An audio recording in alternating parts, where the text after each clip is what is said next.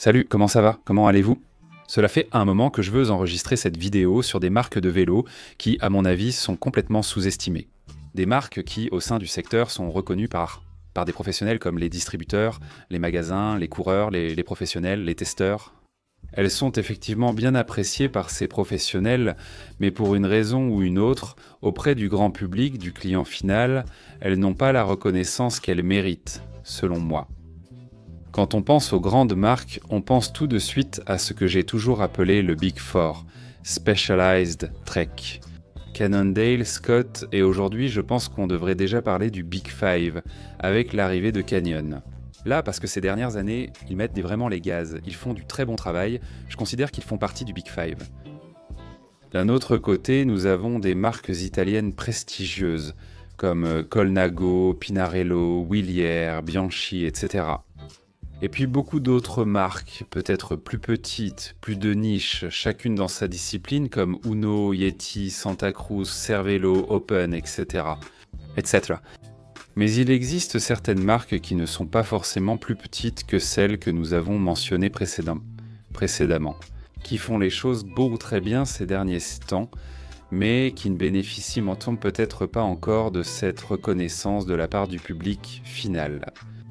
Pour établir cette liste, qui d'ailleurs n'est pas vraiment une liste, ce n'est pas un classement, en fait, elle ne va pas de la meilleure à la pire ou de la pire à la meilleure. C'est simplement une mention de 4 marques que je considère comme sous-estimées dans le secteur de la part du public final.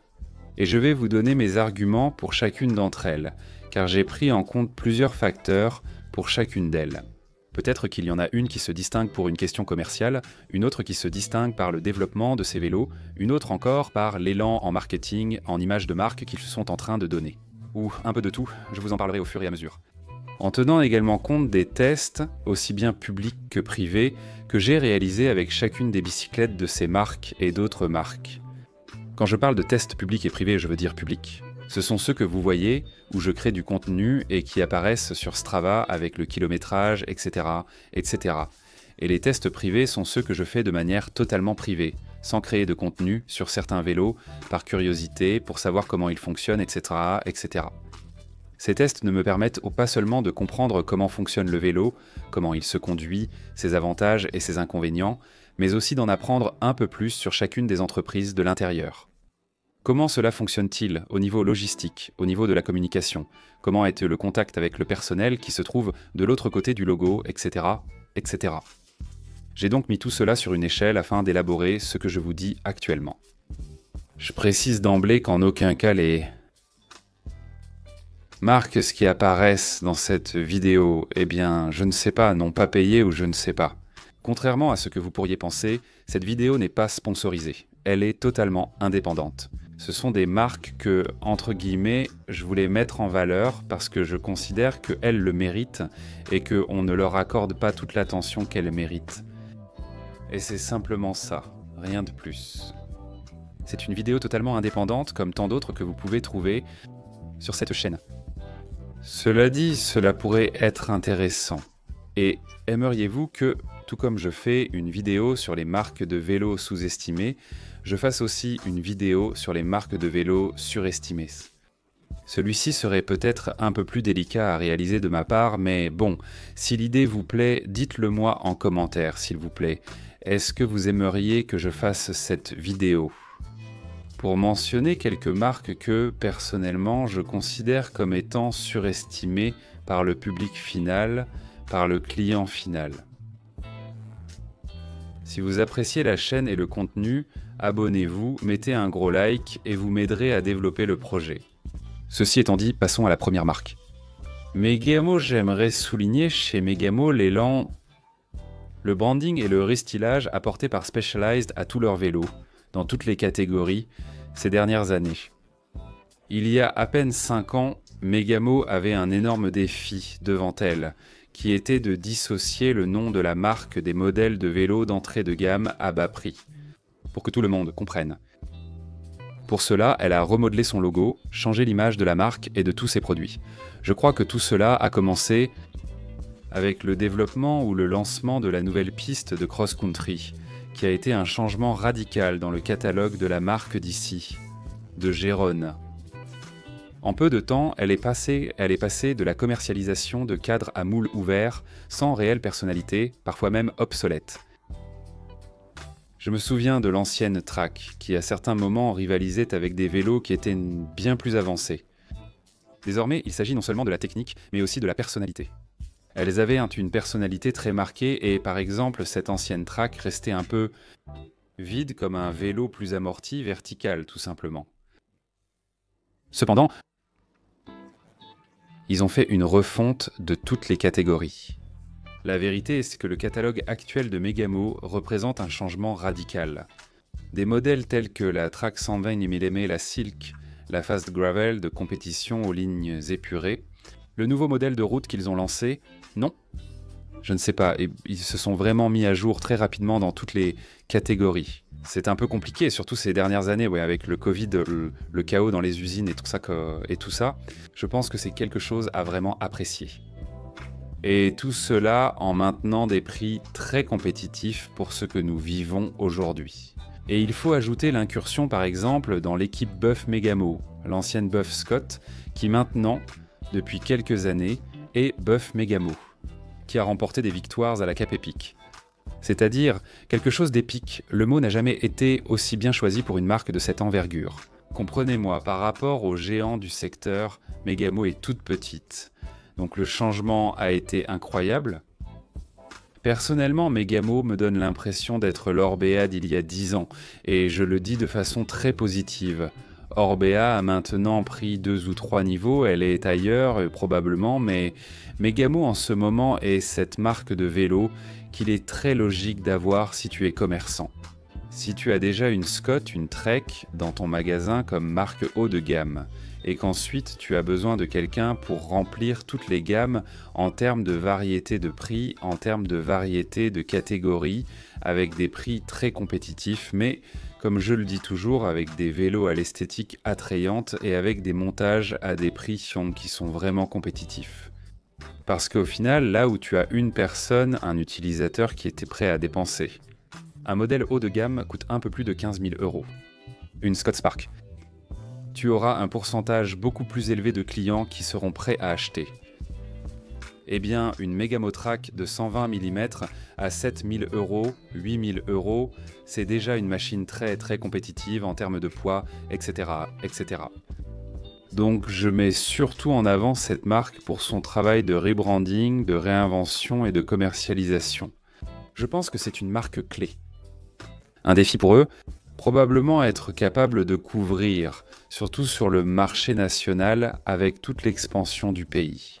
Parce que c'est peut-être une marque qui, en effet, se concentre beaucoup ou qui soit beaucoup associée à la Catalogne, à Gérone. Et je ne sais pas jusqu'à quel point elle parvient à atteindre tous les recoins de la péninsule ou de l'Espagne, mais bon, il y a toujours du chemin à parcourir. Deuxième marque très intéressante, ENVE.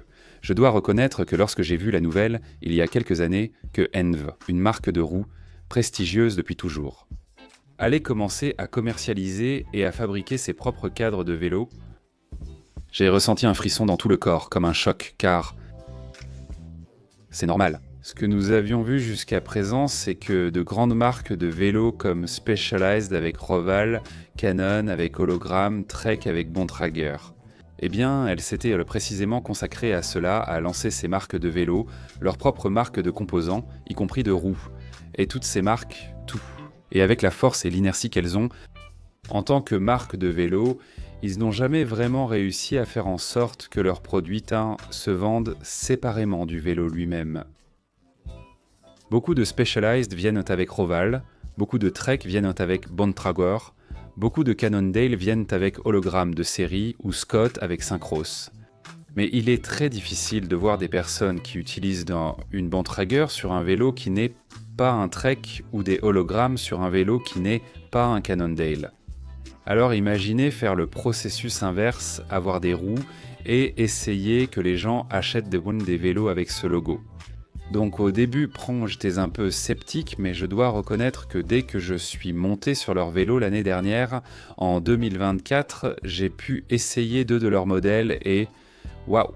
Dès que j'ai essayé les vélos, j'ai tout compris. Eh bien, il est aussi vrai que le distributeur en Espagne, avec qui j'ai une très bonne relation, m'a expliqué tout le plan qui se cachait derrière le développement.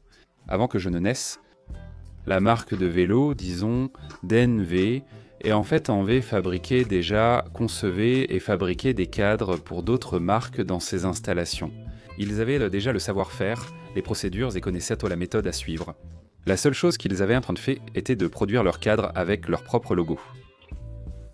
Ils avaient une stratégie claire et marquée qu'on peut maintenant apprécier des années plus tard avec leur catalogue complet de 3 modèles. Parce qu'ils ont d'abord sorti la mêlée pour la route, puis ils ont sorti la moque pour le gravel. En fin de compte, il leur manquait le créneau intermédiaire de l'old road. Qu'ils ont sorti il y a relativement peu de temps, il y a quelques mois. Et avec ça, ils ont déjà toute la gamme. Ils avaient toute la feuille de route prête avant de commencer. Et ils apportent toujours des choses intéressantes à un monde qui semble ne plus pouvoir innover, parce qu'il est déjà très mature, comme celui des vélos de route ou de leurs descendants dans le road et le gravel. Comme leur passage de roues super généreux, ils ont été parmi les premiers à sortir avec cette caractéristique. Bien plus généreux que ceux qui étaient déjà proposés par d'autres marques. Cette combinaison aussi d'une douille de direction très haute avec un boîtier de pédalier très bas qui permet d'avoir une position au-dessus du vélo, dans ces 3 modèles. Très confortable mais qui en même temps te donne un excellent passage en courbe. Et en général, ces géométries qui sont très compactes, avec des empattements aussi courts que possible. Combiné, comme je vous le dis, avec ce tube de direction haut, qui fait que les vélos NV sont vraiment très joueurs. Et je ne sais pas, pour moi il est déjà difficile d'innover et de sortir quelque chose de vraiment disruptif. Quand tu es une marque qui développe depuis longtemps, repartir de zéro est difficile, même si tu travailles pour des tiers depuis des années. Et secouer le marché de cette manière comme l'a fait NV. Pas en nombre d'unités vendues, mais disons en termes de concept apporté sur la table, apporté aux consommateurs. Je trouve cela très intéressant et je voulais le mettre en valeur. Passons à la 3e marque. BH, c'est une marque que je veux mettre en avant pour le développement avancé de ces vélos. Elles sont remplies de technologie et de bonnes idées. La famille Lynx en cross-country illustre parfaitement mes propos. Les systèmes flip-pivot sont tout simplement remarquables, des systèmes d'intégration d'outils, des géométries de très travaillées. Si l'on parle de vélos de route, une aérodynamique soignée, une intégration très bien travaillée depuis longtemps, ils ont toujours été au niveau des grandes marques. Chaque fois que je monte sur une BH, quelle que soit la discipline, la même pensée me vient toujours à l'esprit. Avec la qualité de ces vélos, comment se fait-il qu'on n'en voit pas plus dans les montagnes ou sur les routes ? Je suis convaincu qu'il s'agit du parfait exemple d'une marque qui, si elle était suisse ou américaine, rien que par le détail de la provenance ou de la nationalité, elle serait déjà perçue par le public comme un vélo bien plus dangereux. Être une marque nationale est peut-être un handicap. Dans ce sens, il est aussi vrai qu'il n'y a pas si longtemps, BH avait des modèles avec des performances très élevées, mais qui étaient esthétiquement un peu en retrait. Certes, comparé à certains vélos concurrents, mais récemment, ils ont fait de réels progrès sur cet aspect. Et par exemple, le dernier lancement de la Lynx SLS en est un exemple clair. C'est un vélo esthétiquement très attractif. Mais est-ce vraiment une marque qui, pour être une marque nationale, ce qu'on doit toujours presque présenter comme un inconvénient au lieu d'un avantage ? Son développement de vélo est incroyable. Et je suis convaincu que si elle portait un autre logo, ses fonctionnalités et ses vélos seraient beaucoup plus admirés. Et enfin Van Rissel, que je crois vient de Caldon. En général, c'est le plus grand étendard du vélo ou de la marque de vélo sous-estimée. Je ne vais pas parler des 2 marques de Decathlon, je vais laisser de côté Rock Rider. J'ai testé les 2 fers de lance, aussi bien de Van Rysser, la RCR, que de Rock Rider, la 940S. Mais je considère dans ce cas que la RCR est bien plus en avance, au moins au niveau du reste des concurrentes du World Tour, d'autres marques, d'autres vélos que peuvent utiliser d'autres équipes. Alors que la 940S est peut-être un peu plus éloignée de ce qu'offrent les autres vélos concurrents de la Coupe du Monde de vélo tout-terrain, je vais donc me concentrer sur la RCR. Eh bien, je pense que Decathlon a vraiment bien fait certaines choses. La RCR leur a permis de faire progresser le produit. C'est impressionnant. Un bond que d'autres marques mettent des générations entières de produits à atteindre. Ce point-là, Carlon l'a franchi d'un seul bond. Ils ont développé un produit incroyable. Ils ont placé leur vélo parmi les meilleurs en coefficient aérodynamique dans le peloton du World Tour et les résultats sont là. 2024. Les exploits de l'AG2R de Carlon étaient incroyables en termes de victoire et de performance globale. Produit haut de gamme, prix super compétitif. Malgré de très bons résultats en World Tour, de nombreux cyclistes continuent de voir cette marque comme étant réservée aux débutants.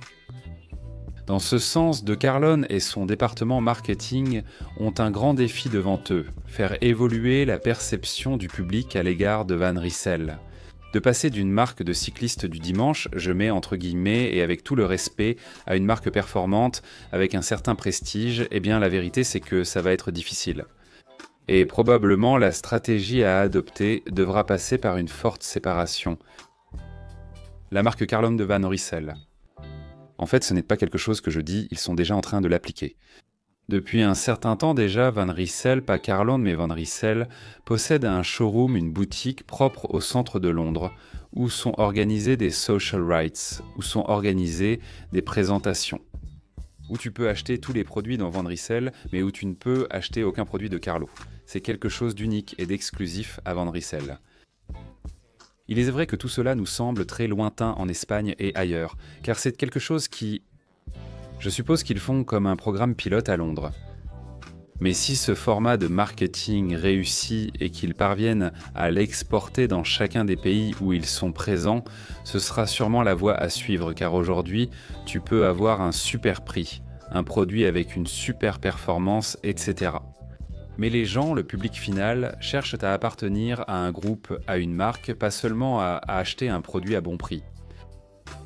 Et c'est probablement en ce moment le point le plus faible de Decathlon, mais bon, ils y travaillent déjà, ils sont en train de le développer. Ce sera intéressant de voir quel chemin ils vont tracer petit à petit avec Van Rissel. Enfin, ce sont là mes contributions, ce sont mes arguments. Qu'en pensez-vous ? Dites-moi dans les commentaires si vous êtes d'accord avec moi sur ces 4 marques ou si vous pensez qu'il y a une autre marque sous-estimée selon vous. En général, pour quelles raisons de la part du grand public ? Et voilà, vous savez, si vous voulez aussi voir une vidéo sur les marques surévaluées, dites-le moi aussi dans les commentaires et soyez très heureux. On se retrouve dans les prochaines vidéos. Ciao ciao!